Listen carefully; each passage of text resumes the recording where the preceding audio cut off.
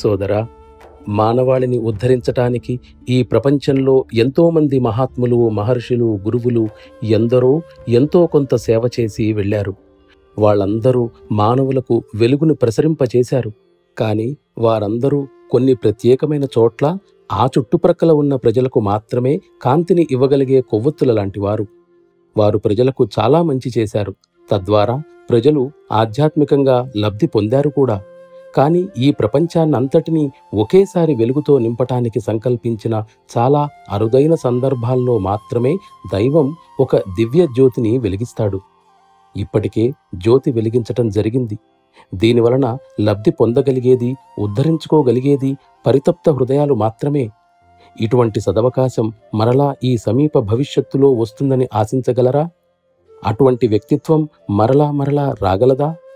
ఇదే ప్రయోజనం కోసం ఇంతకు పూర్వం వచ్చిన ఏ వ్యక్తిత్వంతోటైనా ఈ వ్యక్తిత్వాన్ని సరిపోల్చగలమా? ఇటువంటి వ్యక్తిత్వం అవతార రూపంలో ఎప్పుడైనా దిగిరావటం జరిగిందా అని ప్రశ్నిస్తే ఖచ్చితంగా లేదు అని చెప్పాలి.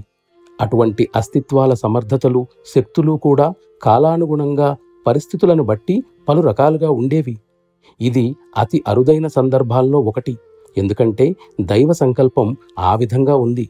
ప్రస్తుతం ప్రకృతి కార్యం నెరవేర్చడం కోసం దిగివచ్చిన వ్యక్తిత్వాన్ని ఇంతకు పూర్వం వచ్చిన వారితో పోల్చినట్లయితే ఇది అన్ని విధాల సమర్థతల్లోనూ ప్రకృతి ఆ వ్యక్తిత్వానికి అప్పగించిన కార్యభారం పరిధిలోనూ అందరినీ మించిన వ్యక్తిత్వం.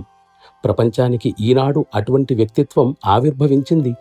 ప్రకృతి కోరిక మేరకు ఈ వ్యక్తిత్వం ఉనికిలోకి వచ్చింది. కానీ ఈ అవకాశాన్ని పూర్తిగా వినియోగించుకునేందుకు ఎవ్వరూ ముందుకు రావడం లేదు. ఆయన మాత్రం తన వంతుగా మీకివ్వవలసిన ఉత్కృష్ట జీవితాన్ని ప్రసాదిస్తూనే ఉన్నారు. నేను వెల్లడిస్తున్న ఈ విషయం మీకు ఆశ్చర్యం కలిగించవచ్చు.